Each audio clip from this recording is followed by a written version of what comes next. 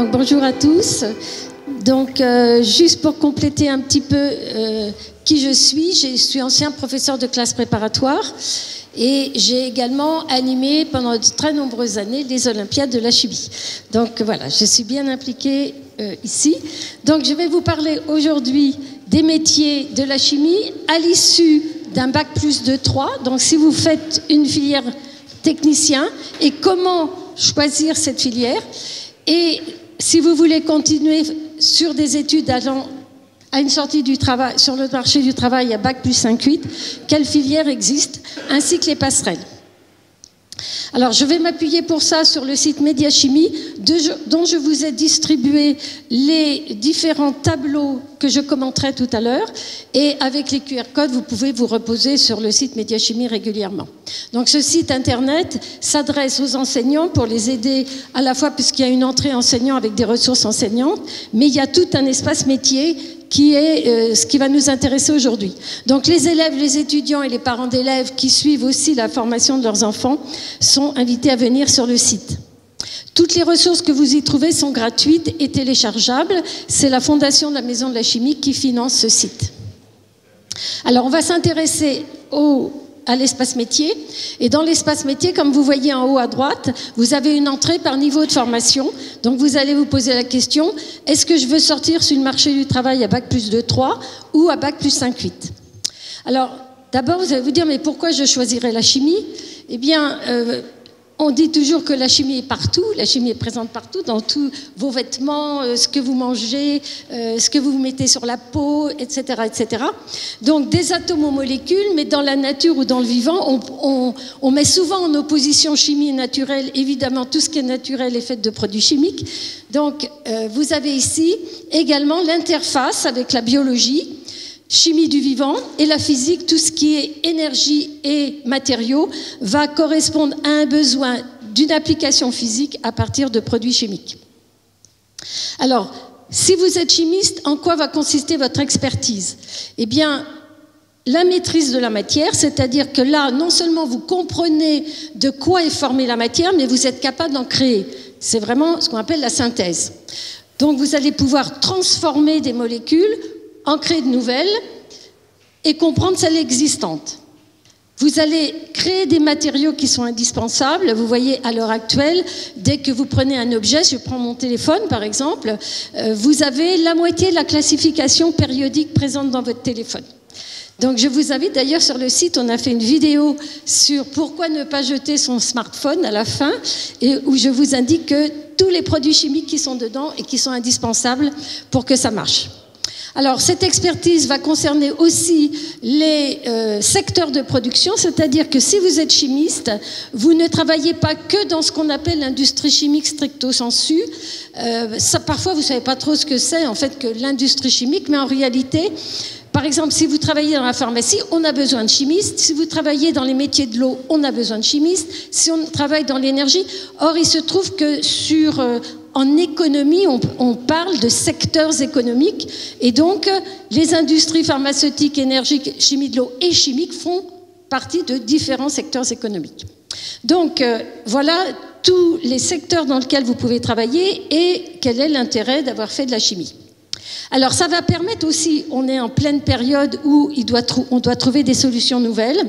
Donc dans la transition écologique, les chimistes jouent un rôle énorme et vont jouer encore un rôle énorme dans la mesure où on va chercher des nouvelles voies de production pour des produits décarbonés, des matériaux durables, recyclables, c'est-à-dire qu'on conçoit depuis le début jusqu'à la fin pour que le produit final, on puisse le réutiliser. Donc, participer à l'élaboration des énergies nouvelles, c'est très important. Vous avez à la fois les batteries électriques. Une batterie électrique, ce sont des réactions chimiques qui se passent à des électrodes. Donc, la batterie nécessite des matériaux et des processus chimiques. Les piles à hydrogène, c'est un autre type de fourniture d'énergie. Il faut fabriquer l'hydrogène et après, il faut encore des piles. Vous avez les éoliennes. Les éoliennes sont faites de matériaux très différents. L'énergie solaire, vous avez besoin de cellules photovoltaïques à base de silicium, il faut obtenir le silicium. Bref, c'est encore en matériochimie, les biocarburants, donc là à partir de plantes, on va extraire des plantes, on va transformer pour faire ce qu'on vous vend, qu'on appelle par exemple le biodiesel. Hein. Quand il y a le mot bio devant, ça veut dire que la matière première était d'origine végétale ou vivant. Bien sûr, elle va faire partie de l'économie circulaire, comme je viens de vous le citer, avec le recyclage. C'est vraiment le challenge à venir en chimie. Alors, quels sont les parcours de formation pour faire tout ça? Alors, je vous ai rappelé ici les 3 niveaux de formation. Si on est en 3e, on peut prendre une voie CAP, Bac Pro ou Bac Technologie. Bac Technologie, si on veut faire pas mal de chimie, c'est STL. Il existe aussi le STI2D, dont le D veut dire développement durable. Je vais vous traiter essentiellement aujourd'hui, parce qu'on ne peut pas faire le tour de tout. Et donc, quand vous avez une formation pour Bac plus 2-3, avec une sortie possible sur le marché du travail avec un métier en main, et le niveau Bac plus 5-8 pour les métiers d'ingénieur à 5 ou à 8 pour chercheurs. Alors, je vais commencer vers les métiers de technicien, et je vous donne une vue d'ensemble du tableau. Alors, cette vue d'ensemble du tableau, vous voyez qu'on passe, j'ai écrit en bas Bac général ou technologique, mais je vais détailler. Et vous voyez que vous avez a priori une voie BTS, brevet de technicien supérieur, une voie de BUT, donc cette fois-ci c'est les IUT qui sont passés en 3 ans, et une voie licence qui est plus académique. Alors je vais détailler chacune des filières. Donc quand vous avez, si vous choisissez une section de technicien supérieur, STS, vous allez obtenir un BTS et vous voyez que je vous ai fait une liste ici de BTS dans lequel il y a de la formation en chimie. Plus on descend dans la liste, moins on en a, plus on est en haut, plus on a vraiment une formation essentiellement en chimie. Si je prends les métiers de la chimie, par exemple, le BTS métier de la chimie, vous allez avoir 3 formations très importante dans cette filière qui sera l'analyse, donc analyser les constituants, ce qui veut dire aussi chercher à purifier, chercher à identifier.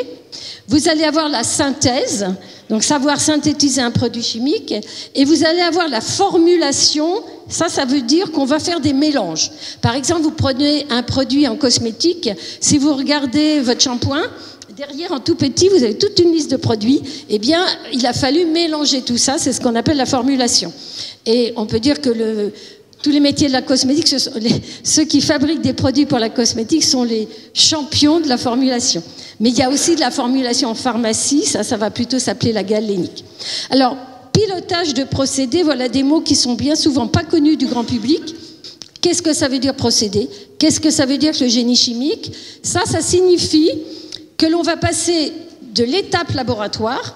Donc, par exemple, tous les élèves qui sont ici ont déjà fait une petite manip dans un bécher, dans un Erlenmeyer, dans un petit ballon. Vous avez fait, au bout du compte, après purification, parfois, vous aviez 3 grammes, 10 grammes, 3 millilitres. Bon, vous avez trouvé un produit génial.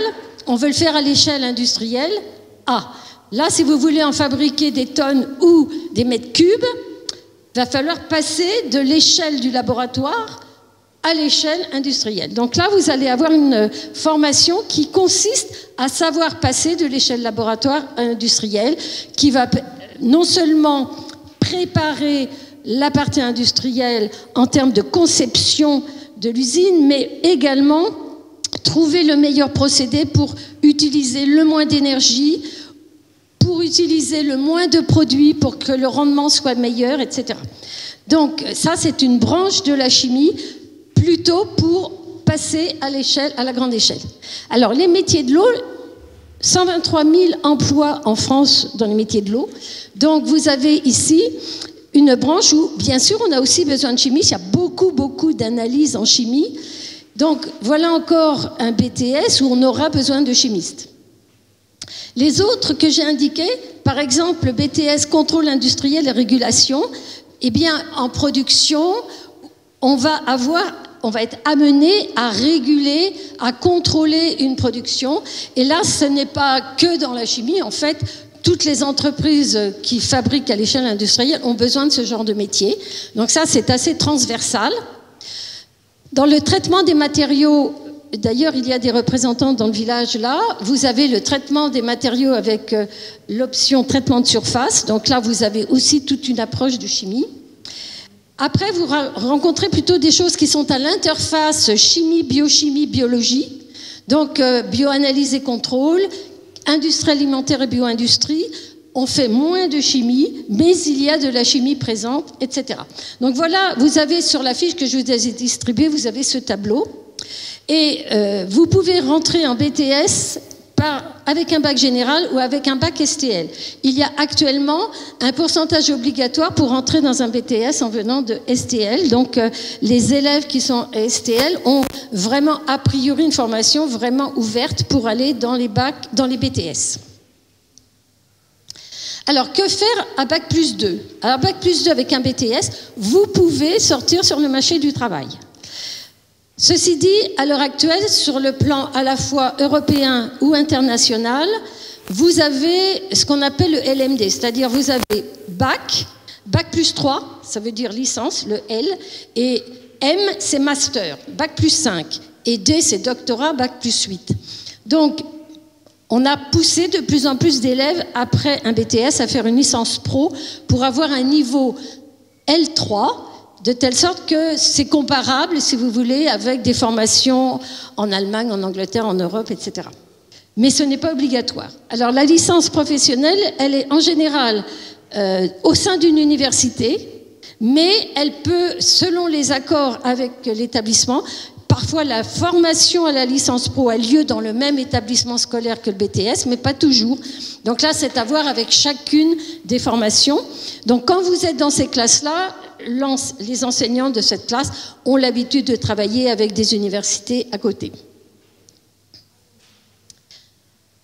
Alors, une autre voie pour sortir avec un métier, vers un métier de technicien ou de technicienne est de prendre une voie universitaire.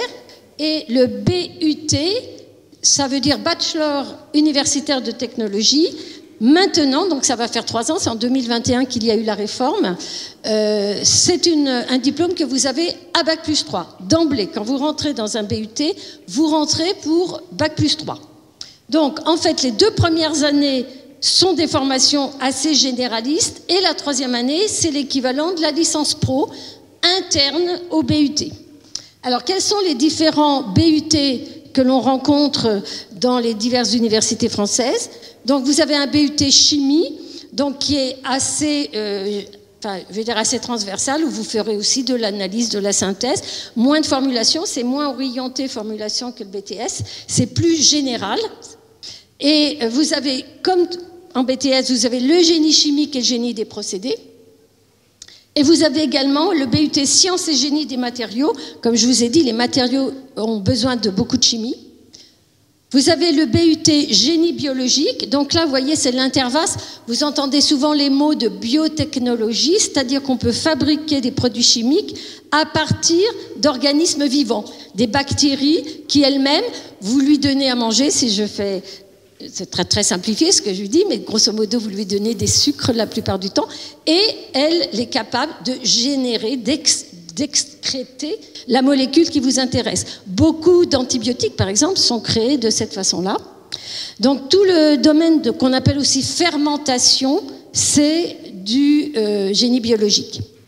Vous avez également mesures physiques. Alors dans le BUT mesures physiques, en 2e année, vous avez un choix, enfin vous avez par contre 2 choix, dont l'un est une orientation sur toutes les méthodes d'analyse en chimie.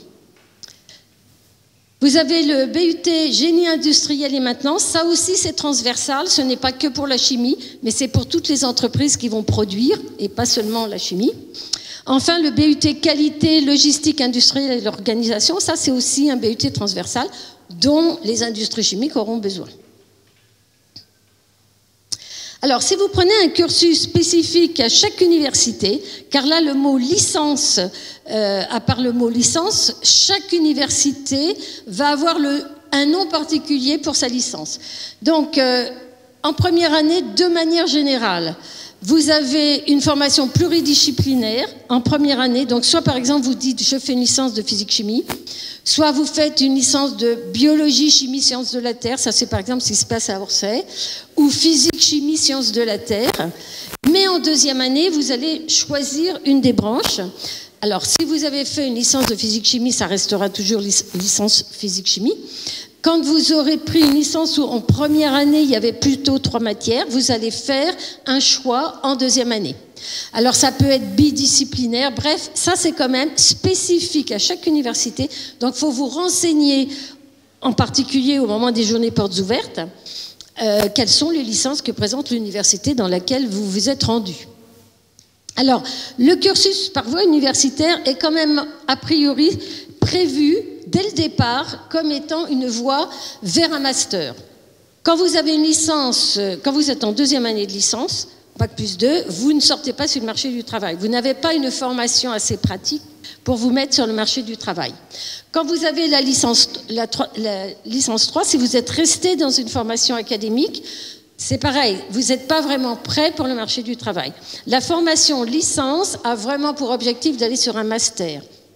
Donc, quand vous êtes à l'issue de votre licence 1 et 2, vous pouvez éventuellement postuler pour faire en troisième année une licence pro. Si vous vous dites, bon, je viens de finir ma L2, mais je voudrais bien aller sur le marché du travail l'année prochaine, il faut essayer de trouver une licence pro qui vous accepte pour vous préparer sur le marché du travail. C'est quand même une voie relativement étroite car votre formation était très théorique, contrairement aux licences, contrairement par exemple au BTS ou au BUT qui avaient une formation pratique très importante. Donc ça va être une sélection, il va falloir trouver ce que l'on veut. Alors, que vous soyez en BTS, en BUT, en licence pro, vous pouvez les préparer par l'apprentissage. Donc, ça, il faut se renseigner dans chaque centre de formation, à la fois les centres de formation, à la fois les universités, les BTS, les BUT, qui vous diront s'ils ont une voie par l'apprentissage et comment vous y prendre. Alors, je n'ai pas fait une liste exhaustive, vous la trouverez sur le site Médiachimie, sur le site de France Chimie, etc. Je vous ai cité quelques exemples de métiers. Vous voyez qu'avec un diplôme, en fait, on peut faire beaucoup de métiers.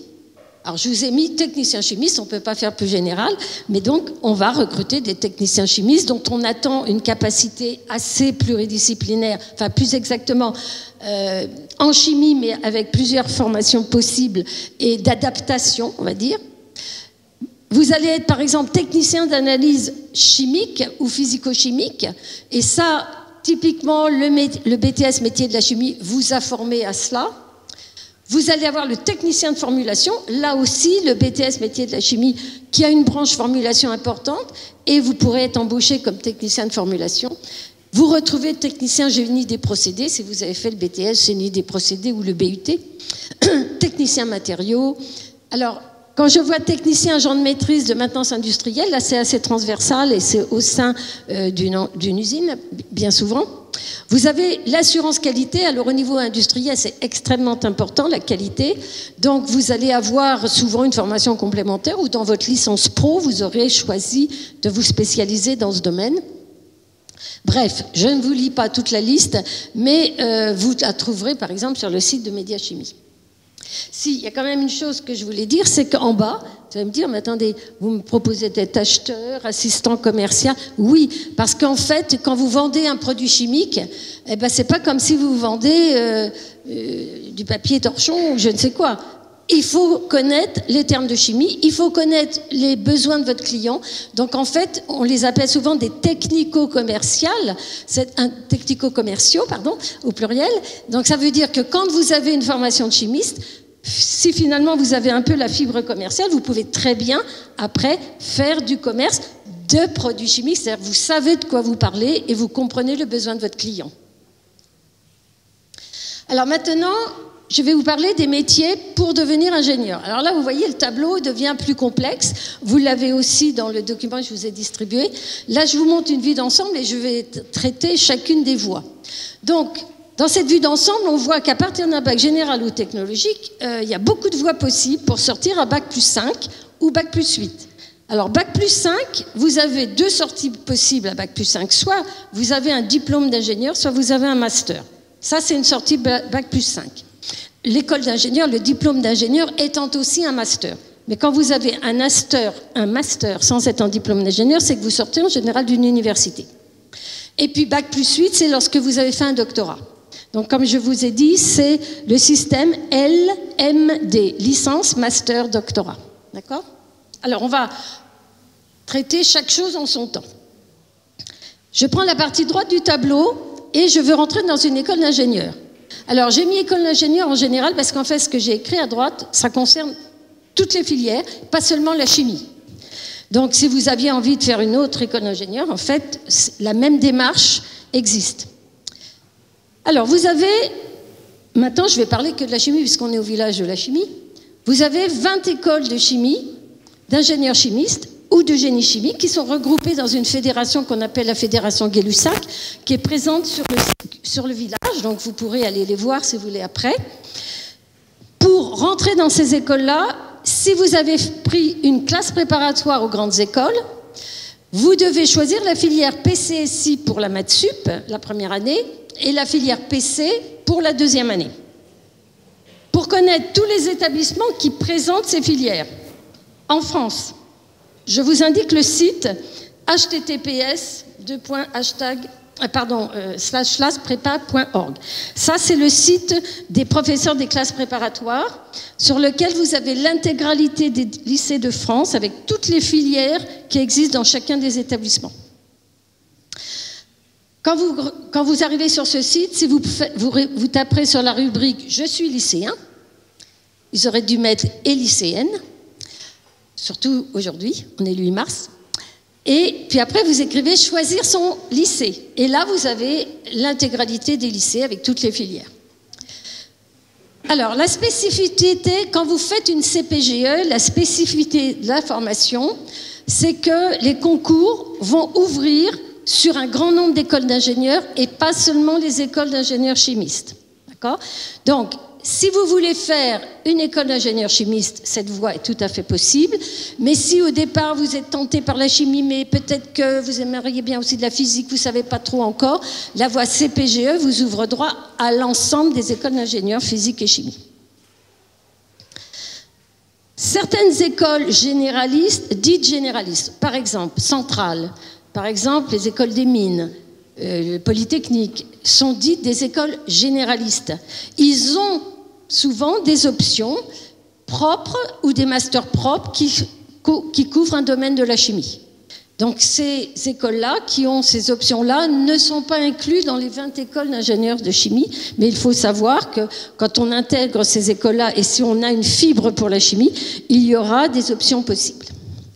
Alors la deuxième petit carré en bas à droite, qui vous est sûrement moins connu, CPI, SLATCH, CHEM, IST, oh là là, que de sigles. Alors ça, typiquement, ce sont des classes qui sont déjà dans les écoles d'ingénieurs de chimie et qui vous permettent de rentrer que dans les écoles de chimie. Alors, je vais revenir un peu dessus. Donc là, pardonnez, j'ai oublié quelque chose. Voilà. Donc, j'ai marqué bac général en bas. Vous ne rentrez pas dans ces classes-là avec un bac STL, hein, parce que le niveau de mathématiques n'est pas suffisant. Donc ça, c'est important. Par contre, quand vous avez un bac STL, avec l'option sciences de physique, chimie et laboratoire, vous avez une classe préparatoire qui présente à l'issue, vous pouvez vous présenter à l'issue de cette classe-là des écoles d'ingénieurs, toujours les mêmes de la Fédération Gay-Lussac. Cette fois-ci, la filière s'appelle TPC, Technologie Physique Chimie. D'accord ? La CPGE PC, c'est par voie générale, bac général. Donc, il y a aussi des INSA, en particulier physique et matériaux, dans lesquels vous pouvez intégrer après cette formation. Alors maintenant, je reviens sur le CPI. Alors, le CPI, vous êtes convaincu que vous voulez faire une école de chimie. Si vous prenez une CPI, vous êtes embarqué dans des écoles de chimie. Alors, vous avez 5 lieux de formation en France. Elles sont incluses dans 5 écoles qui font partie des 20 écoles des ingénieurs chimistes. Et la spécificité de la formation, cette fois-ci, ce n'est pas un concours, mais c'est un contrôle continu. Donc, sur les 2 années, vous allez avoir un contrôle continu, puis un classement au sein de votre classe et un classement interclasse, puisqu'il y a 5 lieux de formation qui assurent la même formation. Donc à la fin des 2 années, l'ensemble des élèves qui sont dans les 5 lieux de formation seront classés et c'est en fonction du classement et de votre vœu que vous rentrerez dans l'école de chimie de votre choix. Alors ce sont les mêmes écoles qu'en CPGE, mais là vous n'avez que les écoles de chimie. Donc j'insiste parce que si vous, dès maintenant vous savez que vous voulez faire de la chimie, c'est très intéressant. Vous ferez un peu moins de mathématiques si par exemple c'est quelque chose qui vous pose quelques soucis. Attention, on a toujours besoin de mathématiques pour faire des sciences, donc surtout en terminale, si j'ai là des élèves de seconde ou première, ne lâchez surtout pas votre spécialité mathématique, car il est indispensable d'avoir un bagage mathématique pour faire des sciences. D'accord? Même en chimie. Alors, voilà toutes les écoles de chimie qui font partie de la Fédération Gay-Lussac. Et en rouge, enfin en rouge-marron, là, vous avez les 5 centres où vous avez les fameuses CPI. Donc, vous en avez une à Lille, à Rennes, à Pau, à Clermont-Ferrand et à Strasbourg. Donc, toutes les autres écoles écrites en gris, ce sont les 20 écoles de chimie de la Fédération Gay-Lussac. Et dedans, vous avez 5 lieux où vous pouvez préparer avec les CPI. Donc là, je vous ai mis le site correspondant, bon, c'est trop long à recopier, mais vous écrivez Fédération Gay-Lussac sur Internet et vous arriverez sur leur site. Alors, il existe aussi pour les bacs STL, toujours pareil, option sciences physiques, chimie de laboratoire. Vous avez un cycle qu'on appelle le CITI, c'est tout récent, ça a été créé en 2020, qui s'appelle Cycle intégré tremplin ingénieur. Et qui a encore pour déboucher les écoles d'ingénieurs de chimie de la Fédération Gay-Lussac. Donc, il y a... alors, pardon, c'est interne à chimie de Rennes, ça. Excusez-moi, c'est pas les 20 écoles, c'est interne à chimie de Rennes. Donc, c'est une entrée pour pouvoir faire monter dans des branches ingénieurs des élèves sortant d'un bac STL. Alors, maintenant, si je m'intéresse au master... Alors, quand je vais faire un master, je suis soit déjà dans une université, donc j'ai une licence, je suis allée jusqu'à la L3, soit j'ai un BUT, et j'ai très bonne note en BUT, c'est-à-dire que je suis bien classée dans mon centre de formation. Et je vais postuler pour un master. Alors, on va dire il y a 2 types de masters. Il y a des masters où la formation est plutôt académique. Ça veut dire que vous vous envisagez d'aller jusqu'au doctorat. Soit vous avez une formation plutôt orientée professionnelle. Et là, l'objectif, c'est de sortir à Bac plus 5. Alors, ces masters pro sont très souvent... il est très souvent possible de les faire en alternance. Donc, je le conseille même, hein, parce que ça vous permet d'avoir un pied dans l'entreprise et d'avoir une expérience. Alors, difficile de donner des masters ou des noms de masters en général. En fait, chaque université donne ce qu'on appelle une mention. Donc, par exemple, vous avez master mention chimie, donc comme l'indique son nom, on va faire surtout de la chimie. Vous avez un master mention chimie physique et analytique, un master chimie moléculaire, etc. Donc, je vous ai cité des exemples. Si je prends l'option chimie des arômes, parfums et cosmétiques, c'est plutôt, par exemple, à l'ISIPCA, l'université de Versailles-Saint-Quentin, qui fait un master avec l'école des parfums qui se trouve à Versailles. Voilà. Je dirais qu'il y a presque autant de masters qu'il y a d'universités. Donc, il faut aller voir chacune des universités et chacun des choix. Alors, les passerelles. Il y a beaucoup de passerelles possibles. Donc, là, je vais parler des passerelles vers les 20 écoles d'ingénieurs de chimie et de génie chimiste. Donc, si j'ai fait une licence, je peux passer en L2 ou en L3. Ce qu'on appelle un pass ingénieur. Alors, le pass ingénieur, c'est un concours où vous avez essentiellement un dossier et un oral. Donc, il n'y a pas un écrit, il y a un dossier. Vous êtes sélectionné sur dossier, donc avec vos notes de licence, hein, et après, vous aurez par contre un oral. Et ça, il y a 11 écoles du groupe des 20 écoles qui recrutent sur ce pass ingénieur, sur ce concours.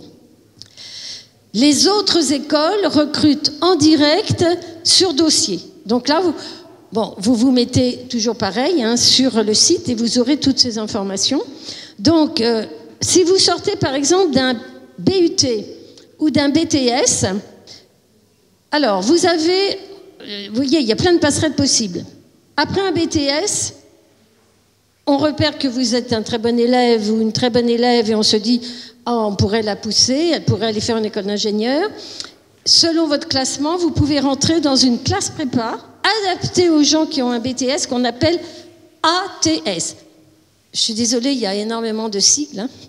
Mais là, il n'y en a que 3 en France et ça va être pour accueillir de bons élèves de BTS pour leur donner la chance de passer des concours des écoles d'ingénieurs. Donc là, ça ouvre sur toutes les écoles.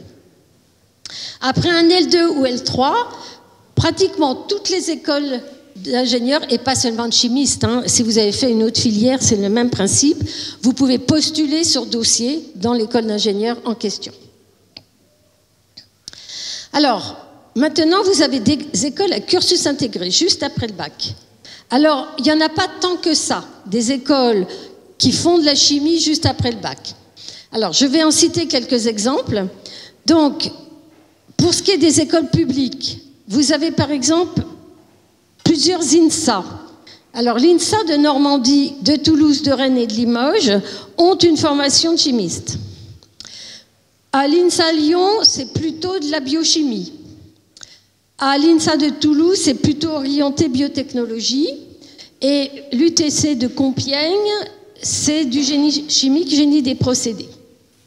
Vous avez, en école privée, qui sont présentes au village, là, vous avez l'ESCOM, qui est à Compiègne.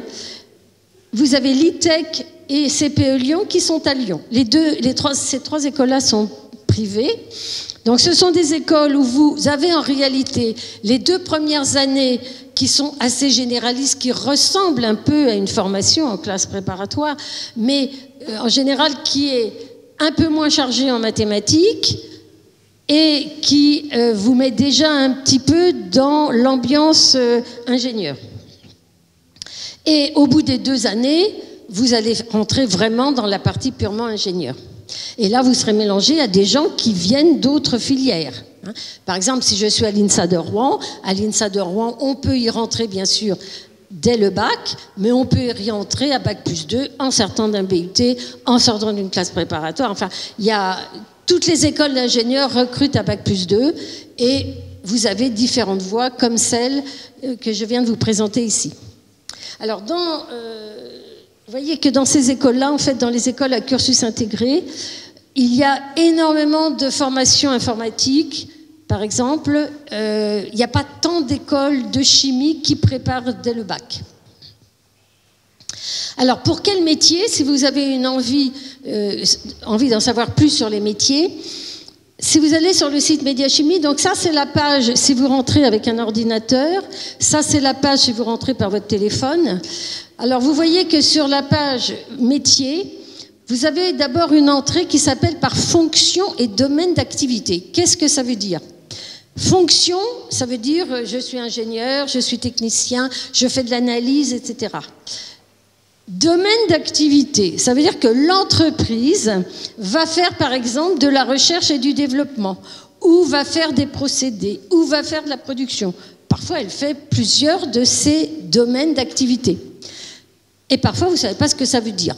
Voilà. Vous allez voir, marketing et vente, bon, le mot, évidemment, ça vous dit quelque chose, mais vous ne savez pas trop. Production, maintenance, qu'est-ce qu'il y a derrière ? Eh bien, en cliquant sur chacun de ces termes, on va vous définir ce que cela veut dire et donc qu'est-ce que ça sous-entend comme type de métier.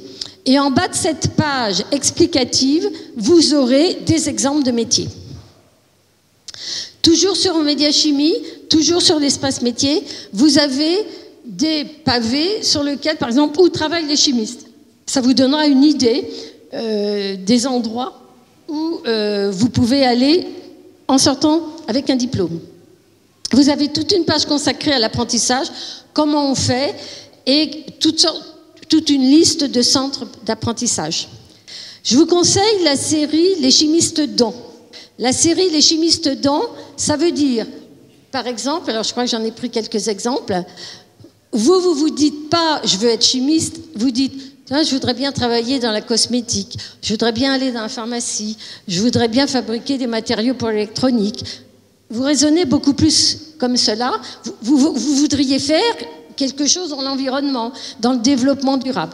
Donc là, on a donné une approche, quand vous cliquez sur ces pages-là, et ça vous dit, eh bien, oui, vous êtes chimiste, en quoi votre rôle, votre expertise vous permettra d'illustrer votre travail, ce que vous pourrez faire.